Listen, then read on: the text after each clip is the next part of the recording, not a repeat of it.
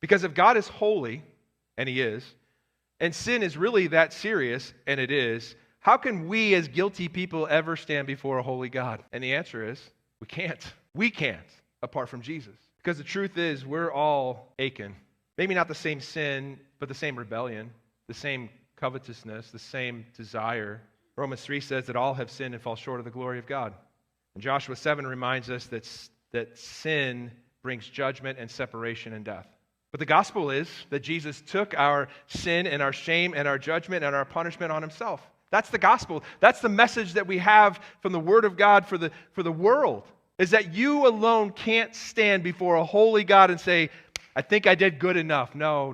All your righteous acts are like filthy rags. But God, who is great in mercy, did what we could not do for ourselves. And in Jesus, he took all of that upon himself so that if we trust in Jesus by faith, we can receive his righteousness. We can be set free. The gospel isn't good people learning to hide their sin better. The gospel is that Jesus came to free sinners from it completely.